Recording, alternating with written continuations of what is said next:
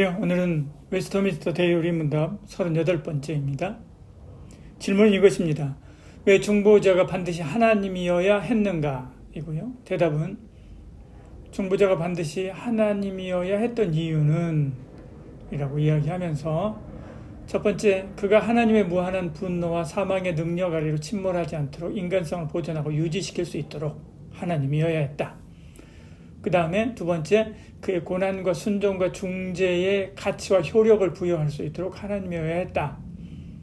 세 번째, 하나님의 공의를 만족시키기 위해서 하나님이어야 했고, 그의 호감을 획득하기 위해서, 그리고 자기 사람들을 속량하며 그들에게 그의 성령을 주고 그들의 모든 적을 정복하며 그들을 영원한 구원으로 데려오기 위한 것이다. 그렇게 이야기를 합니다. 8가지 정도가 되는데요. 하나하나 살펴봅니다. 첫 번째, 그가 하나님의 무한한 분노와 사망의 능력 아래로 침몰하지 않도록 인간성을 보존하고 유지시킬 수 있도록 하나님이어야 했다 이야기합니다. 여기서 그가라고 할 때 그는 예수님을 말하죠. 바울이나 모세와 같은 위대한 인물이 아무리 대단해도 하나님의 분노와 사망을 받아낼 만큼 강하지 않습니다. 사람은 누구나 자기 죄로 인해서 멸망하지요. 그러므로 그가 바울, 다윗, 요셉, 노아, 다니엘, 욥 그 누구라도 자기 생명으로 자기 죄밖에 감당할 수 없습니다. 더욱 중보자는 죄와 사망을 이겨낼 수 있어야 되지요. 그러기 위해서 참 하나님이어야 하는 것은 필수죠. 하나님께서 그를 사망의 고통에서 풀어 살리셨으니 이는 그가 사망에 매여 있을 수 없었습니다. 그렇게 말씀합니다. 대단한 사람이라 할지라도 예수님이 당한 저주를 감당할 수 없었을 것입니다. 유혹과 고난의 시험을 이기고 이루신 십자가 구원 사역은 인간이 감당할 만한 범주를 넘어선 거지요. 두 번째, 그의 고난과 순종과 중재의 가치와 효력을 부여할 수 있도록 하나님이어야 했다. 그렇게 이야기합니다. 우리를 위해서 십자가에 죽는 것은 죽기만 하는 단순한 행동이 아닙니다. 그것이 우리를 구원하는 효력을 발생시킬 수 있도록 해야 되지요. 만일 죽기만 해도 되는 일이라고 한다면 아담과 하와의 범죄 이전에 범죄하지 않은 아담 같은 다른 사람을 준비해서 중보자로 삼을 수 있었을 것입니다. 그런데 그렇게 간단한 일이 아니지요. 효력을 발생하도록 하려면 참 하나님이어야 했습니다. 하나님의 고난과 순종과 죽음으로 한 중재이기에 십자가 죽음의 가치가 무한한 효력을 발생할 수 있는 것이지요. 히브리서 9장 14절에 이렇게 말씀합니다. 하물며 영원하신 성령으로 말미암아 흠없는 자기를 하나님께 드린 그리스도의 피가, 그 피가 이야기하죠. 어찌 너희 양심을 죽은 행실을 깨끗하게 하고 살아계신 하나님을 섬기게 하지 못하겠느냐 이렇게 말씀하는 것을 보지요.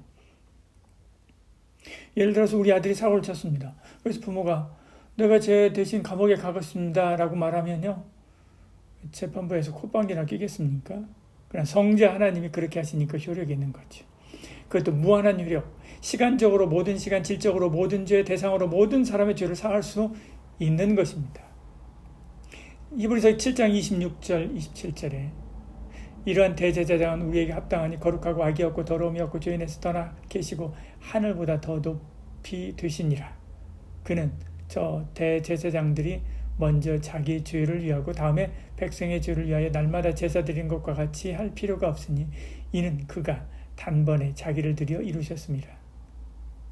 예수님이기에 단번에 자기를 드려서 이 모든 것을 이룰 수 있는 거지요. 세 번째, 하나님의 공의를 만족시키기 위해서 하나님이어야만 했습니다.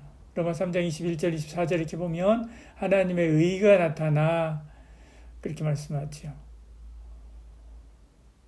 그리고 그 하나님의 의가 하나님의 어떤 공의를 충족시킨 것이죠.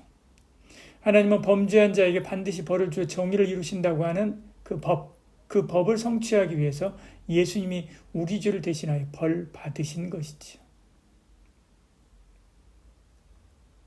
그의 호감을 획득하기 위해서 하나님이어야 했다. 이렇게 답변을 그렇게 이야기합니다. 호감이라고 하는 말은요, 페이버라고 하는 말입니다. 이 단어를 번역한 말이 호감인데요. 어떤 것에 대해서 마음으로 좋아하는 감정을 가지게 하는 것입니다. 그러니까 하나님께서 잘했어라고 할 만큼 만족하게 십자가 구속을 이루기 위해서 하나님이어야 한다는 것입니다. 왜냐하면 하나님으로 주에서 구원하실 뿐만 아니라 새로운 삶을 계속 살 수 있도록 우리 양심을 죽은 행실에서 깨끗하게 할 수 있기 때문에 그렇지요. 예를 들어서 우리 죄의 값을 지불할 수 있습니다. 생명의 속전을 지불하고 우리를 구할 수 있습니다. 이것으로 끝이 아니지요. 만일 이것으로 끝이라고 한다면 성부 하나님이 저거 해봐야 아무 소용없는데 라고 하시면서 할 수 없이 구원해줘도 씁쓸할 것입니다. 근데 주님은 그러지 않았지요. 예수 구원받은 후에 새 삶을 살도록 계속해서 지속적으로 역사하시는 것입니다. 예수님은 하나님이시기에 우리를 구원하고 성령 받아 참 하나님의 백성으로 살게 하신 것입니다.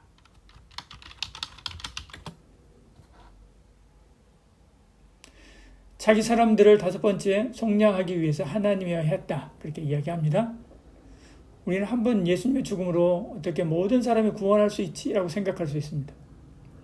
예수 한 사람의 생명으로 한 사람의 생명만 구원할 수 있는 것이 아닌가? 한 생명으로 어떻게 많은 사람의 생명을 구원할 수 있지? 그렇게 질문할 수 있지. 근데 성경은 그렇게 이야기합니다. 마가복음 10장 45절에 인자가 온 것 성경을 받으려 함이 아니요 도리어 섬기려 하고 자기 목숨을 많은 사람의 대속물로, 자기 목숨을 많은 사람의 대속물로. 히브리서 7장 25절도요. 하나님께 나아가는 자들을 온전히 구원할 수 있으니 자들을 구원할 수 있다 이렇게 이야기합니다. 예수님은 참 사람일 뿐만 아니라 하나님이시기 때문에 당신의 생명을 많은 사람을 위해서 나눠줄 수 있는 것입니다. 그의 신성이 인성에 무한한 가치를 부여하여 나누어 주는 것이죠. 고린도전서 15장 22절 이렇게 말씀합니다. 아담 안에서 모든 사람이 죽은 것 같이 그리스도 안에서 모든 사람이 삶을 얻으리라. 여섯 번째, 그들에게 그의 성령을 주기 위해서 하나님이어야 했습니다. 예수님은 성령 하나님을 보내주십니다. 중보자가 사람이었다고 한다면 결코 할 수 없는 일이지요. 너희가 아들이므로 하나님이 그의 아들의 영을 그렇게 이야기하죠. 너희 우리 마음 가운데 보내사 이 말씀합니다. 디도서 2장 14절에 우리 대신하여 자신을 주심은 모든 불법에서 우리를 속량하시고 우리를 깨끗하게 하사 선한 일을 열심히 하는 자기 백성이 되게 하려 하심이라 이렇게 말씀하죠. 성령을 보내서 우리가 하나님의 사람으로 살게 지도하시는 겁니다. 이번에 전자발찌 끊고 사람을 죽인 사람, 그 사람은 자기가 예수 믿고 회심했다고 해서 목사님이 그 친구를 위해서 막 탄원서도 쏘고 막 그렇게 해서 일찍 나온 것이라고 하잖아요. 가짜 회심으로 사람을 속인 것입니다. 이처럼 인간이라면 감옥에서 나오게 할 수 있어도 새 사람 살기는 하지 못하는 것입니다. 이게 사람의 한계입니다. 오직 하나님만이 온전한 회심으로 새 삶을 살 수 있도록 성령을 부어주시고 또 이끄실 수 있는 것입니다. 일곱 번째, 그들의 모든 적을 정복하기 위해 하나님이어야 했다. 그렇게 이야기합니다. 주님이 우리를 구원하려 하실 때 참소하는 자, 고소하는 자 사단이 가만히 있었겠습니까? 욥기에 보면 사단이 욥을 하나님께 고발하는 것이 나옵니다. 욥이 아무것도 안 했는데도 저 사람은 하나님을 잘 믿는 것은 복 주시니까 그런 것이지 복 떨어지면 하나님을 욕하고 떠날 것이라고 고소해서 욥이 고난받기 시작하지 않습니까?